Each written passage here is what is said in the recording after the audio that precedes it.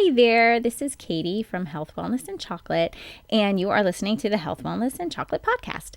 So today I wanted to talk to you about 6 core values, and I found this fascinating. Last week, we took our daughter to college orientation, and the place that she is going went over their 6 core values with us. And I took notes because as soon as they started talking, I'm like, this really is pretty cool.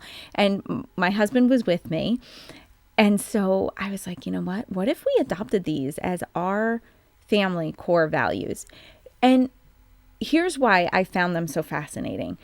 When I started Health, Wellness, and Chocolate, I had read thousands of articles on health and wellness and thousands of articles on business and marketing. Also, books, hundreds and hundreds of books, either on business success, habits of highly successful business people, as well as like books on health and wellness and everything, right? So one thing, there's like a common thread through all of them.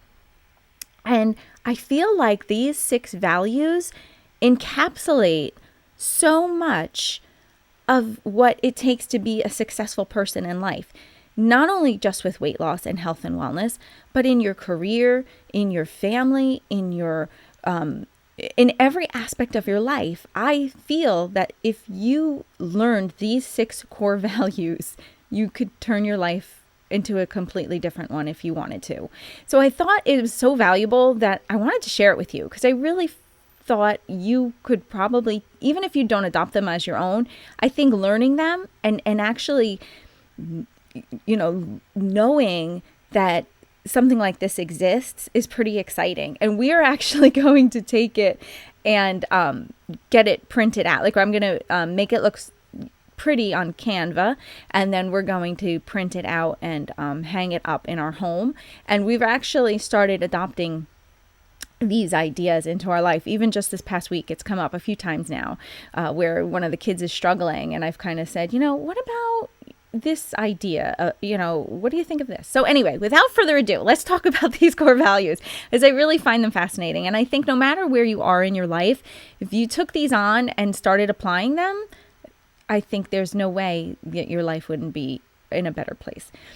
And for the record, at the college orientation, I was not the parent crying. It was my husband, which I think is really, really sweet. But it was actually a really great day. So here are the 6 core values. And they said they had no idea where these came from. They kind of just formulated them over time. And basically, they're more or less universal truths. So I don't know who to give the credit to other than we got them from Cairn University, but I am sure there may be somebody out there that came up with these. I don't know. But anyway, if it's you and you came up with them, I'm really sorry that I don't give you the right credit, but I got them from Cairn University. And so the first value is to get comfortable with being uncomfortable. For me, that is terrifying. One of the things that I do intentionally that I had learned through taking different business classes and from, just reading successful habits about people who have a lot of success and their habits that they do. One of the challenges that they do is to do something that terrifies them every single day. So I set for myself last year to fail at least 25 times a month. And that terrifies me, especially as being someone who always wants to do the right thing and who always tries to never mess up and make sure everybody is happy with me and never be offensive. But that's not what I mean by failing. What I have learned is success and failure live in the same neighborhood. And if you are not willing to fail at things while you're trying to be successful, there is a very strong chance you'll never be successful, because failure and success actually go hand in hand. Now, I know from school that is something that we're told you can't fail. Failure is bad, right? But that's actually doing, I think, people disservice, because then as you become an adult and you do fail, you feel like, wow, I shouldn't even try. If I'm not going to do it perfect, I'm not going to do it at all. Even with dieting, people have this black and white mentality when it comes to dieting. Like, if I'm not perfect, I'm going to eat completely out of control. And I think it comes from this idea of like, we have to be perfect. We cannot fail. We have to avoid feeling uncomfortable at any cost. And I think too, that's where, if we have an uncomfortable emotion, if we have something that's unpleasant, we'll either overeat and distract ourselves with food, or maybe alcohol, or retail therapy, or pornography, like you name it. I kind of call it the wheel of vice, like spin the wheel of vice and see what comes up, right? But if you can just accept like, hey, some days are going to be uncomfortable, and you can get comfortable with being uncomfortable, you can really shift your life in a major way and not be afraid to fail and not be afraid to hit goals that you set for yourself. Because even if you don't hit the goal, who you become in the process of trying to hit that goal is a completely different person. And that, I think, is one of the keys to having a successful life. The second core value is one called Kaizen. And that is based on a Japanese idea of continually improving. Okay, so when you have a situation in your life, you can examine it and say, okay, how can I make this better? What can I do to be better? How can I improve, right? So you're always looking to improve whatever it is you're doing. How can I be a better version of myself? What would that look like? How can I move the needle forward, right? And it's this idea of Kaizen. The second value, and so like you would adopt that as like part of just who you are. I'm always looking to improve. I'm comfortable with being uncomfortable. I am always looking to become a better version of myself. The third value is to connect what you believe to your behavior.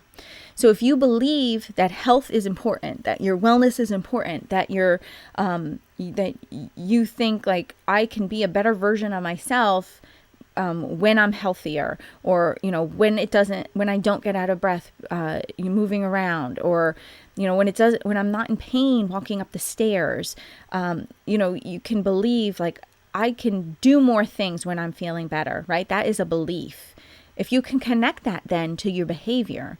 So if you believe, okay, if I lost some weight, I would feel better, or, if I moved my body more, I would feel better, or, if I didn't eat all that sugar or that extra fatty cake, or overeat at every meal, I would feel better, right? That would be a belief that you had, but then connect it to the behavior. So if you really believe, losing some weight is better for you, or moving your body more is better, or not overindulging with alcohol or overeating food, connect that to your behavior.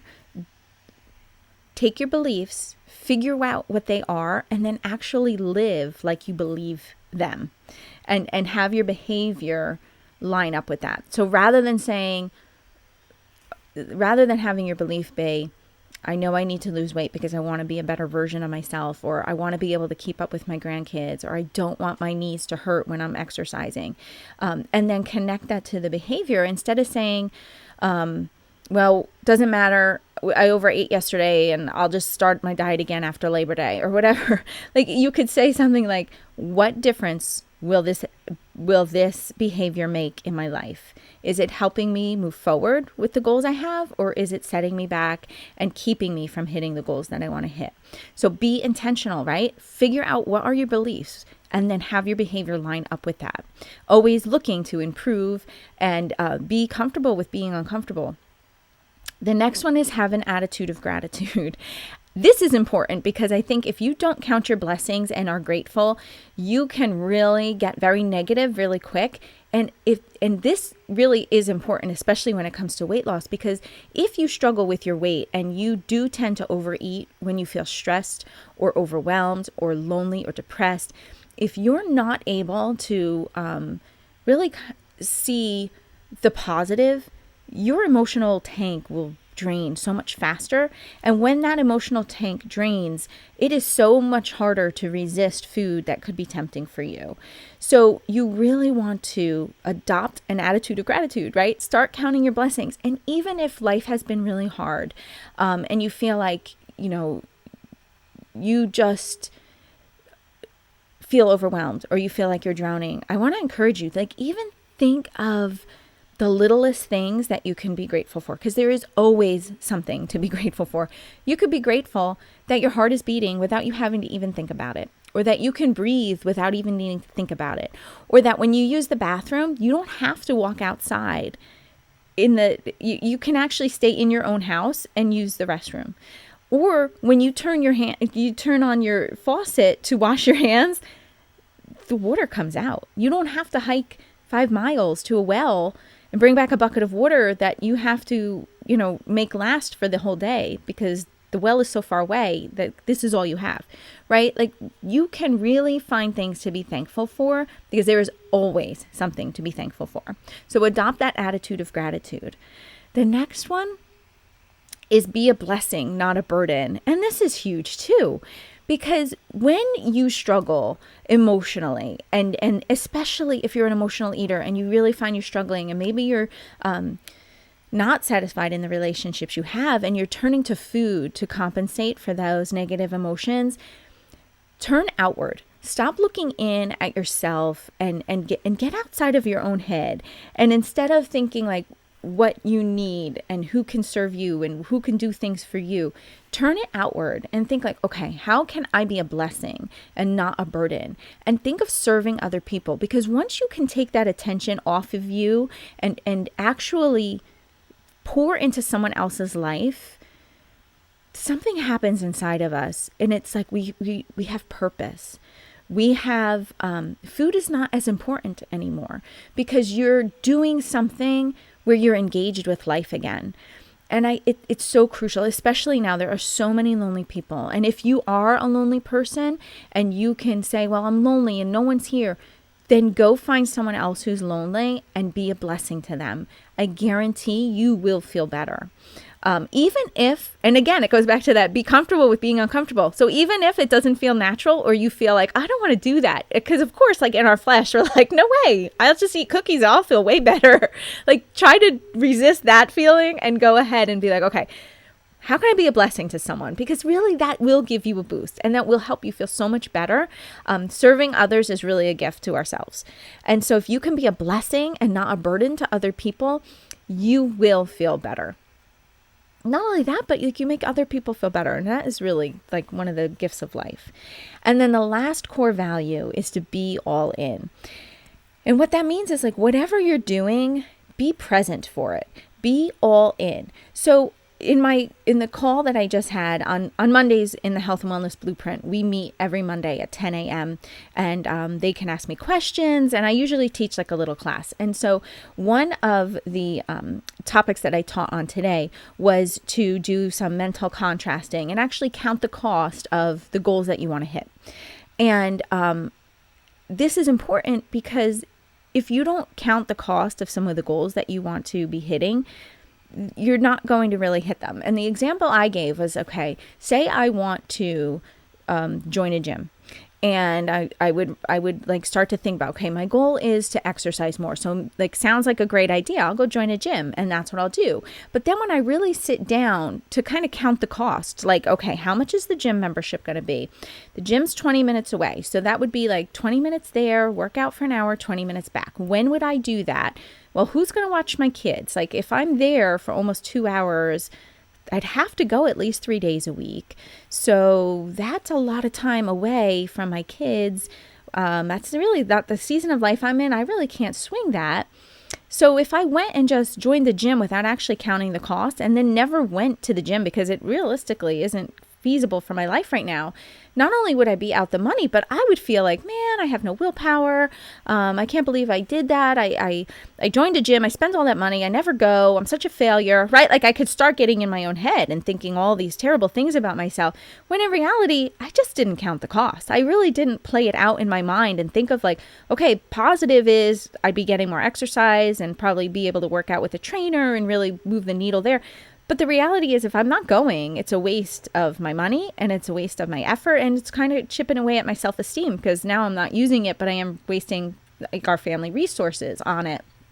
So I wouldn't be all in with that, right?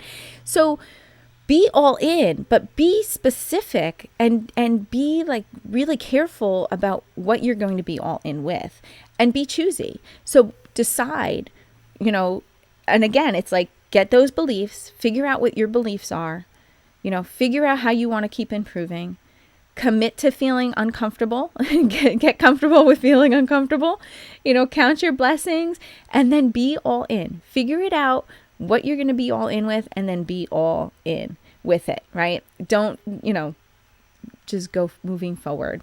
So I thought those were fantastic values. And really, you can apply these to every area of your life. I've used the health and wellness angle because that's what I do here. But I mean, you can use this in any relationship. You can use it with your finances. I don't know if I've ever told you, but when we left our house in New Jersey, we moved from New Jersey. We had lived there for our entire lives, my husband and I. And we left New Jersey and moved to Pennsylvania. But one of our goals was to become debt-free. And we had decided, okay, if we were going to be debt-free, we would probably move out to Pennsylvania and use the equity in our house to purchase a house for cash. But we had bought my husband's childhood home in New Jersey, and we had just finished renovating it. And so we really didn't want, there was history there, there was a legacy there. It was perfect for us. It was exactly what we wanted. But we did have this goal or this belief that we wanted to be mortgage free and debt free. So we were thinking, okay, like what would it take?